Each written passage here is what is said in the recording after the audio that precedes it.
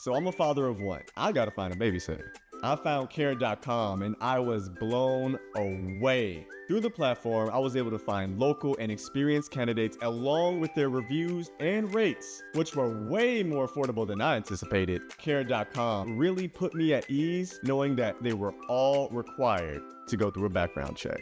If you're like me and you need to find someone reliable for your childcare necessities, check out Care.com. Find the ideal sitters for your childcare needs. Imagine the softest sheets you've ever felt. Now imagine them getting even softer over time. I'm here to tell you about Boll & Branch and how you can discover this new level of softness with their iconic sheets. In a recent customer survey, 96% responded that Boll & Branch sheets get softer with every wash. They source the rarest 100% organic cotton for an incredible softness to start. Then they skip the toxins and harsh chemicals for a natural feel unlike anything else, and it all comes together with their signature weave. This special design feels buttery, breathable, and unlocks new levels of softness with every wash, and they stand behind their promise of softness. With their 30-night guarantee, you can wash, style, and sleep in their sheets for an entire month. If during the 30 nights, you don't love your sheets or feel them getting softer and softer, you can send them right back. No questions asked. So head to bollandbranch.com for 15% off your first order with code Odyssey. That's BOLL and branch.com. Exclusions apply. See site for details.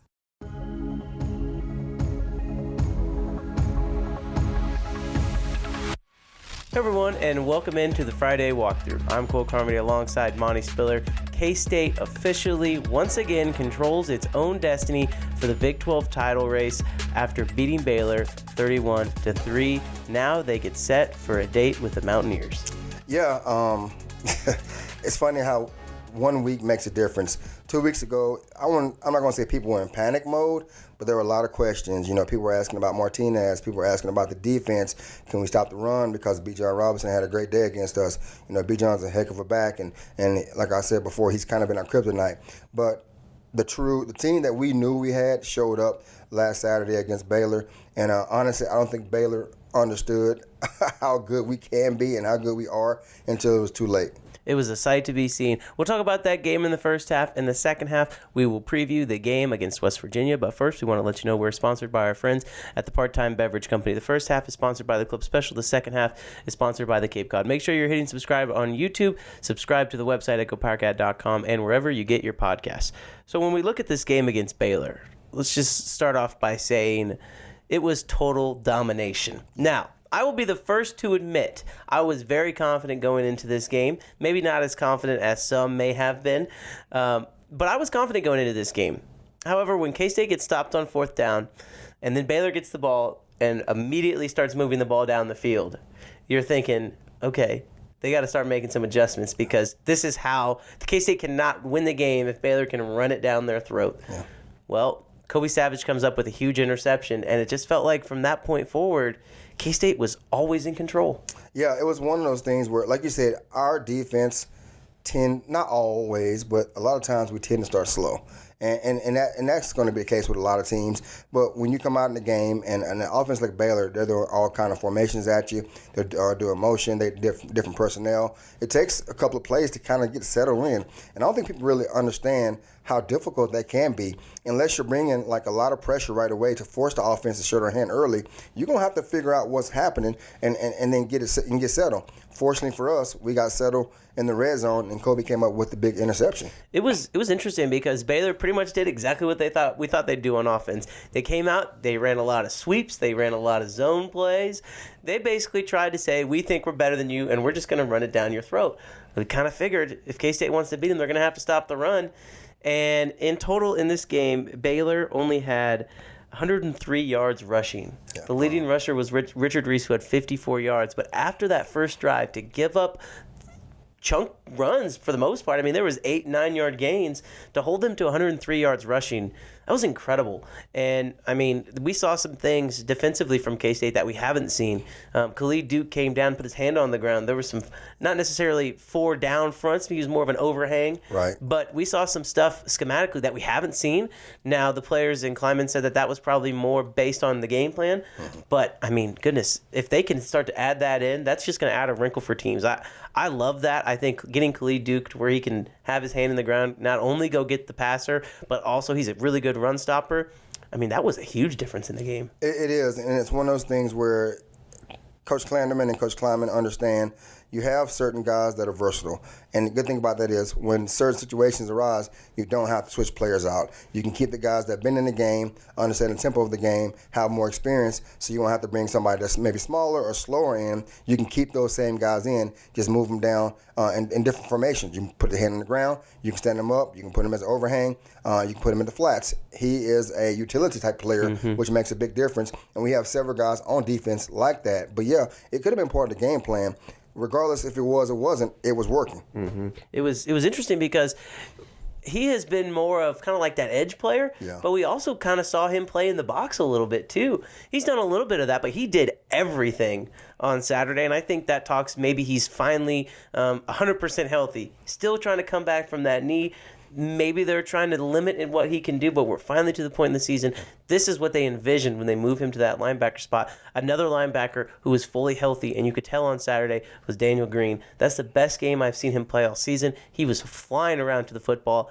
A healthy Daniel Green makes this defense so much better. You're right, and it's one of those things where, in talking about Daniel, mentally, he's always there. He's the vocal leader. He gets guys lined up. He's kind of an emotional leader because, he's gotten in trouble in the past for targeting because the guy plays hard. And it is what it is, and I love that about him. But now he's playing faster. He's getting downhill. He's finishing tackles that he hadn't because of injuries. We know what he's capable of, but a lot of people who don't know K-State look at him as a good player, not a great player. He wasn't healthy. Now he's finally healthy, and he's showing everybody why he's one of the best linebackers in the Big 12. And going back to Duke, he's kind of the forgotten man. And it wasn't because he's not a good player, it's because he was hurt. But now he's getting healthy, and he's showing everybody, hey, I'm just as good as anybody else in the Big 12, so look out. And we haven't really talked about the defensive line that much, but those guys did what they needed to do. They didn't get a ton of pressure on Blake Shapen, but I almost think that it was one of those things to where there was a lot of man coverage, and Klanderman said, but we trust our secondary. Yeah.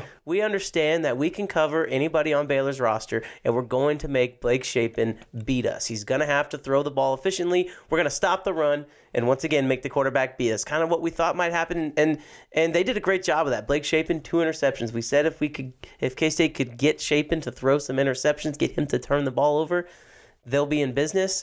They were in business, and it was after that first drive. Now, I will say this. The secondary, at times, I felt like they came up with plays when they needed to come up with plays. Josh Hayes played an excellent game. He struggled tackling against Texas. He did. But he came down, and he made a statement, and that was one of his better games I've seen him play as a Wildcat. I agree. I think our secondary, our defense as a whole, but particularly our secondary, after the Texas game, they looked themselves in the mirror, and they had to have a conversation and say, listen, This is not us. This is not the lynch mob. This is not K-State defense. And it was embarrassing almost. And they understood moving forward, you have to play better. And all those guys, and Josh Hayes especially, were more physical. They were more assignment sound. They were more focused on their tackling with their head up, finishing plays, and they were flying to the ball. And, in a D-line, linebacker, secondary. But as a whole, the whole unit looked 100% better compared to the prior week. And if there was any downside of this game, it was, before we talk about the offense, it was on the defensive side, it was losing Kobe Savage. Yeah, we think it might be an ACL. He is out for the year, according to Chris Kleinman. So we're hoping for the best for Kobe. He's a great young man. Hopefully he can get back soon and be ready to go for next year. It'll be interesting to see what they do in the secondary. I think K-State plays so many guys back there. This is kind of what we talk about. It's the next man up. They've played so many guys. All right, just slide in there, and really not much changes. Obviously, losing a starter and a potential all-conference player in Kobe Savage is a big deal, but they have guys back there who've played a lot of football this season, and like we've talked about, this is what they prepare for. Yeah, and it's one of those things, me as a fan, me as a high school coach, me as a former player myself, I watch guys rotate in. And a lot of times, if you watch a game and you see a new guy out there, a freshman, a guy who hadn't played a whole lot, it's easy to get panicked. I have yet to see anybody come off the bench this year that I'm thinking they're going to target that guy. And if they do target that guy, he's up for the challenge. I have yet to be panicked about any guy that's came into the game this year and played well. And most of the guys from the secondary safeties, linebackers, all of them, they have played well. And I feel like there's accountability. and they don't want to let each other down, and they prepare for it. So, like you said, the next man up mentality it holds true here at K-State. I think TJ Smith is probably that next guy who will come in and take that spot.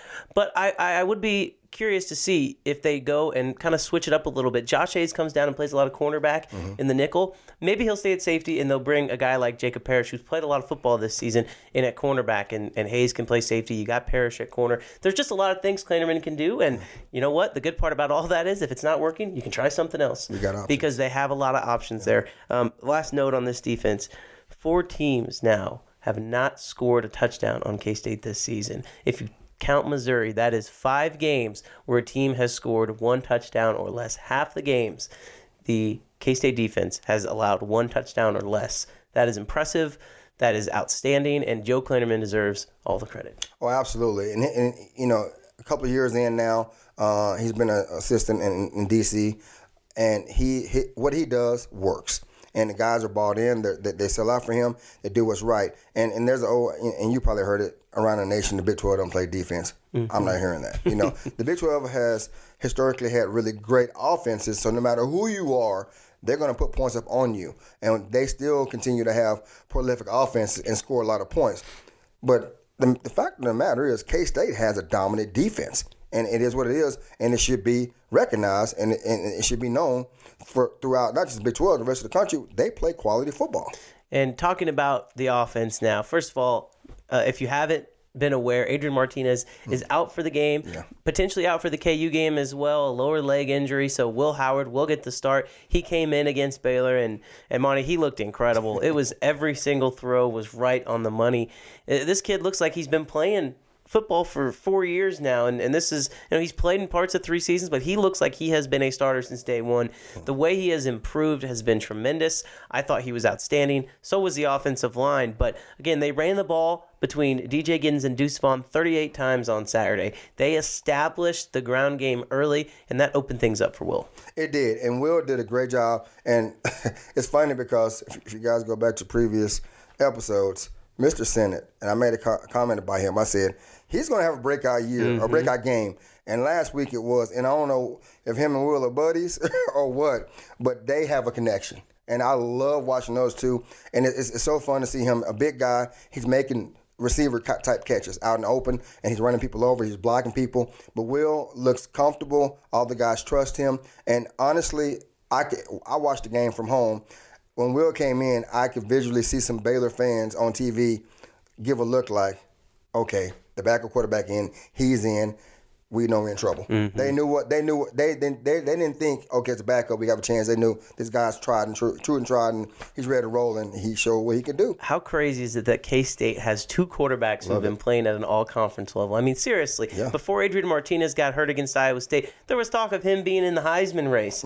Will Howard comes in, gets Big 12 Player of the Week, and then just doesn't miss a beat. It's remarkable. And again, the offense did what they had to do.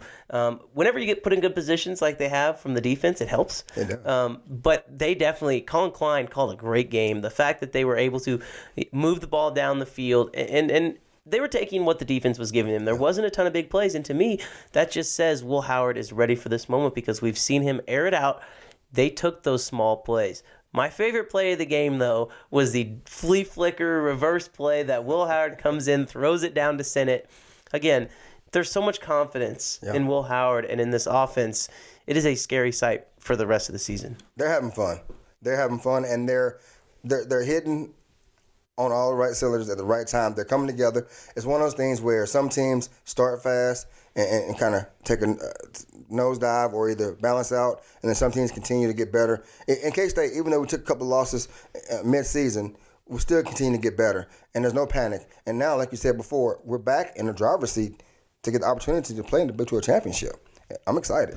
The last thing I'll say about Will Howard before we wrap up this segment is that, once again, I've talked about it on this show and all the other podcasts and stuff we do at Go PowerCat, but he is an outstanding young man. Yeah. To be in that situation and then to come in and just say, okay, you know what? Here I am. I'm coming in the middle of the game. I wasn't expecting to play, but here I am. It's go time. And just to look like he's been preparing the whole week, people don't understand. Yes, Will Howard takes reps with the ones, but a lot of the time he's taking reps with the twos and not necessarily getting that many practice reps. Mm-hmm. As you get into this week against West Virginia, he will have all the reps with the ones, but the way he came in on Saturday was special. It was, and as a former Wildcat myself and an alumni, I cheer for all the guys.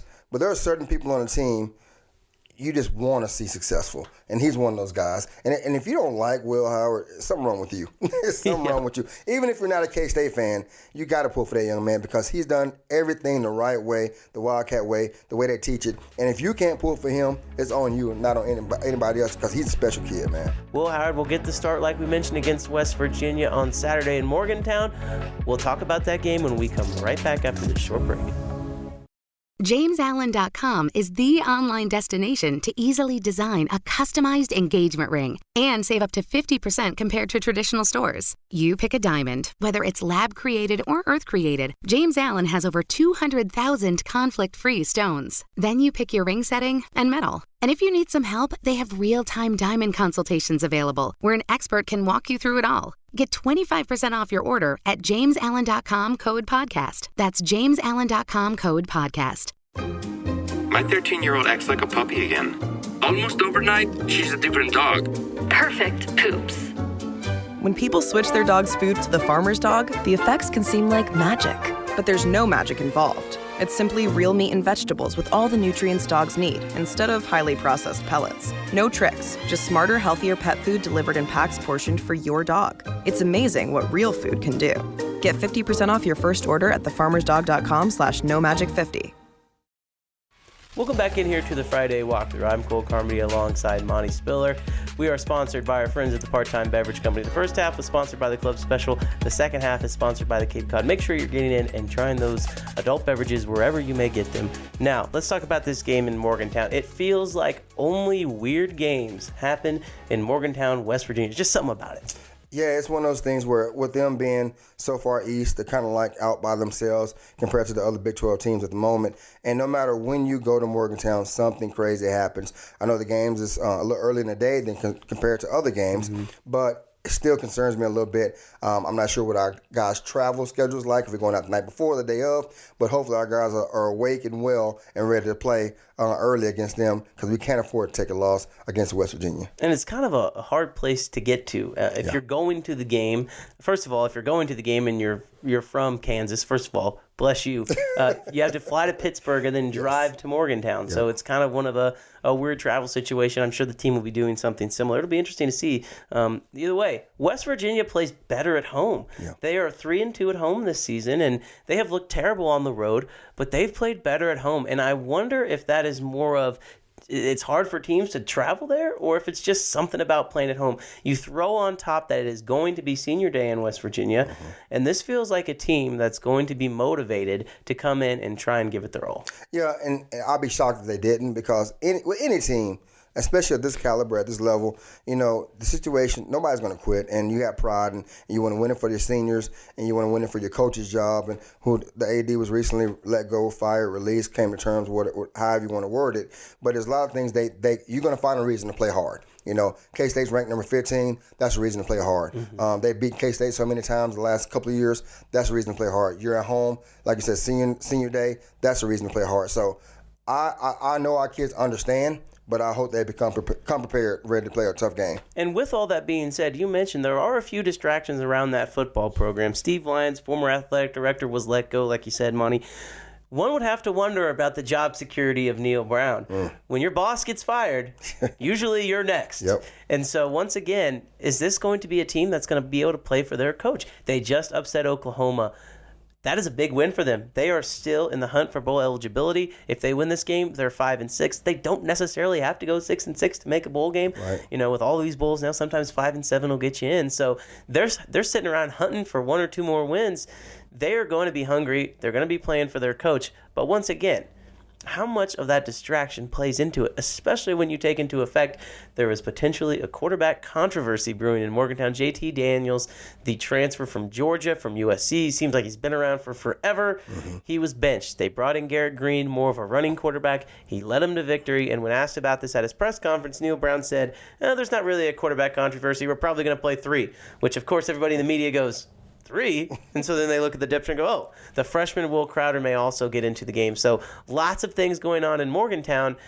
But I look at the quarterback situation, and if I'm K-State, I'm focusing my attention there because there's 2 guys in JT Daniels and Garrett Green that are very different from each other. It'll be interesting to see who they decide to roll with. Yeah, and a good thing for K-State, we face similar quarterbacks skill sets. One's a runner, one's more of a complete quarterback, has the capability to run, but we've seen that before. So anything they throw at us not going to shock us or put us in a situation where we're like, oh man, what do we do? How do we adjust? So that's a good thing about it. The question is, who do we give more attention to this week going into the game? You can't really go 50-50 because if you can, you're taking away other reps for other situations. So you basically have to take a chance and say, hey, either it's going to be Daniels or the kid that finished the game last week. And I feel like our defense, the 50 stack, is suited to adjust on the fly if needed. So that didn't concern me as much. And again, I've said this a million times. When you have 2 quarterbacks, that means you don't have one. Yeah. So if there's a quarterback controversy, that's usually a good thing for the other team. Yeah. However, there are some playmakers for West Virginia, most notably Bryce Ford Wheaton at the receiver position. That's a guy who's really been a pain in the neck for K-State recently.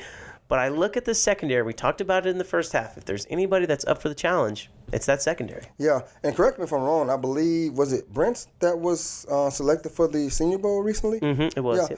Hey, another opportunity for him to show his skill set. And I'm not sure if K-State is going to travel with the receiver from West Virginia or just kind of play our defense as is. But he's a good receiver. Don't get me wrong. But I think our DBs are better. And Echo and the rest of the safeties and corners, for that matter, they're better. And it's not me being biased. I just think that we're better. And there's a reason why JT Daniels was benched. Yeah. It's not just bad quarterback play. They got to get open. So I look at that matchup, K-State's defense versus West Virginia's offense. I think there's an advantage there because, once again, they're in the middle of a quarterback controversy. There's going to be some dual action, I think both guys are going to play. Right. And, again, you can sit here and say, oh, that's an advantage advantage West Virginia because K-State doesn't know, but I would lean the other way. K-State has seen it all. This is going to be the 11th game of the season. They've seen everything up to this point. And you mentioned Julius Brents, another guy. Well, I would be remiss if we didn't point out Drake Cheatham, Big 12 newcomer of the week against Baylor. So along with filling the void for Kobe Savage, there's a lot of guys back there who will play, who will have an opportunity. But you got to feel strong about this defense. I mean, we've said it all year. If you play good defense, it will keep you in every single game. And this defense is going to have a challenge, no doubt about it. The West Virginia offense is better than the West Virginia defense. We'll talk about that unit here in a second. But it's some strange things. And if the game is going to be won, I have a feeling it's going to be won on that side of the ball. No, you're right. And one of those things, I think you mentioned earlier, there's a lot of turmoil going on behind the scenes with the team for West Virginia. And I'm curious to see if the team truly exemplifies the word team, because there can be individuals, because like right now a lot of guys are, for me, a couple of guys entered the transfer portal earlier this week, and I feel like a lot of guys are thinking, hey, this is my last year here, I'm transferring, or I'm going to the NFL next year. So how much effort is it really going to be of a team effort? That's my question. And I think it'll be dictated in the first quarter. You will see if they're going to sit there and fight you or they're going to lay down after the first quarter. But I think both sides of the ball were better, but I feel like our defense shutting our offense down give us a better chance of winning the ball game. Because then when we flip over to when K-State's on offense and West Virginia's on defense, the numbers are not pretty for the Mountaineers. Now, if you're going to keep your eye on one person for the West Virginia defense, it's at the defensive tackle position. Dante Stills, it feels like there's been a million Stills brothers that have gone through there. Still there. Well, he's still there. One of the best players in the Big 12.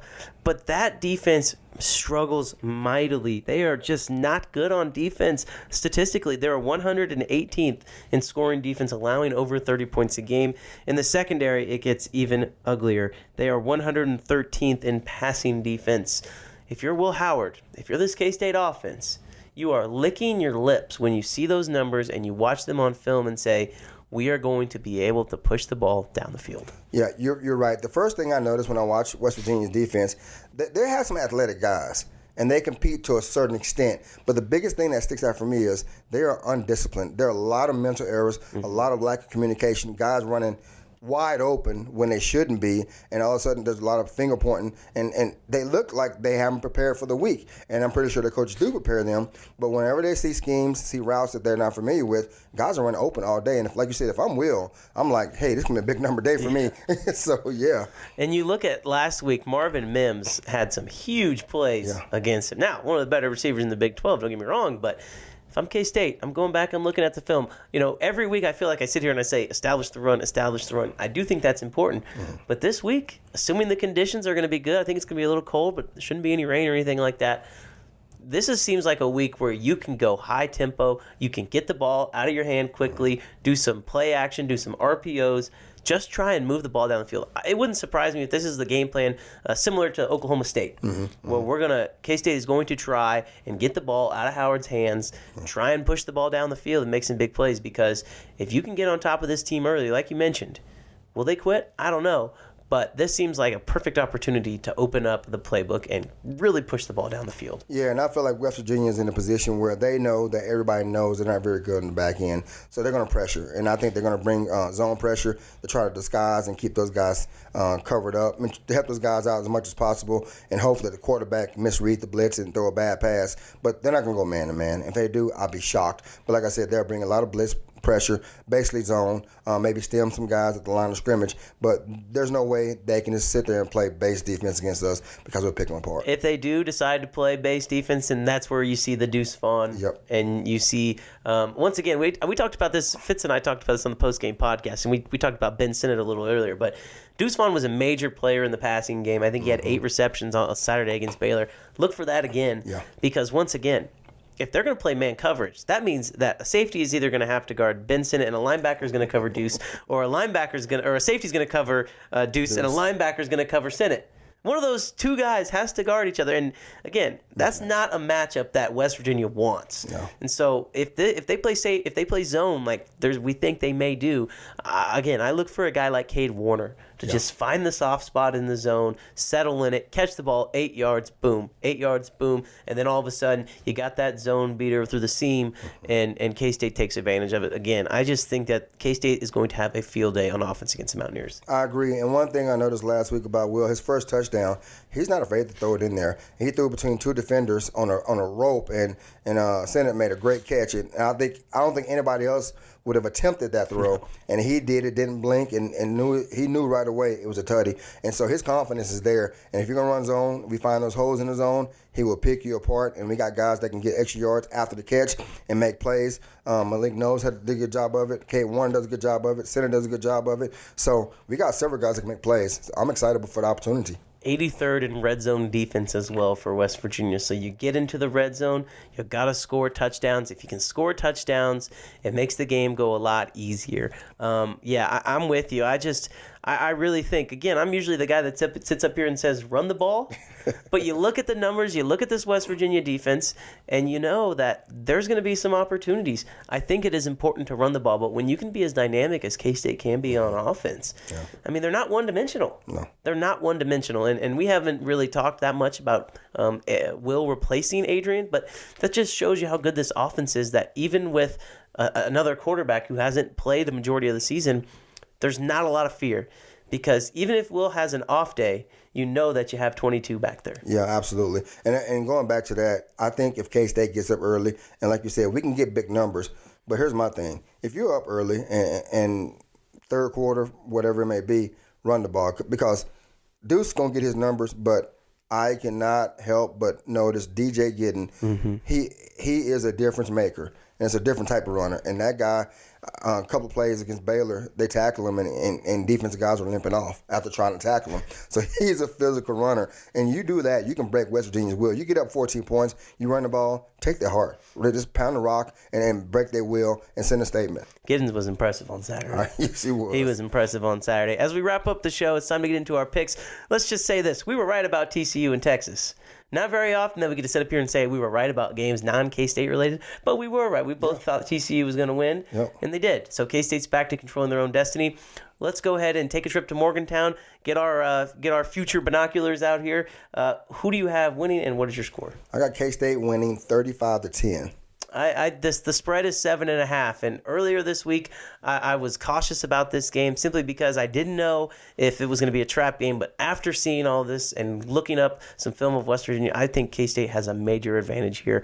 I'm not quite on the 35-10. I might be. I should be maybe, but I'm going to give West Virginia a little bit of credit. Say they get some points. They get some backdoor points. I'll say 31-20 K-State. Yeah. I think they'll be able to move the ball, and I do think that it might look a little bit bigger than that simply because they're going to get ahead and really try and milk the clock. Either way, it's going to be fun. Make sure you enjoy the game. 1 o'clock on ESPN+. If K-State can find a way to win, it sets up a win and go to Arlington against Kansas next week under the lights at Bill Snyder Family Stadium. Enjoy the game against West Virginia on Saturday, wherever you may be, and we will talk to you next Friday.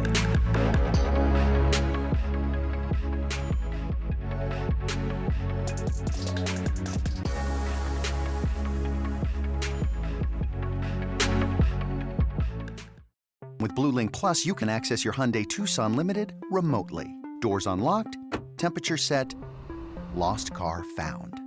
There it is. Get complimentary class-leading Blue Link Plus. Call 562-314-4603 for complete details.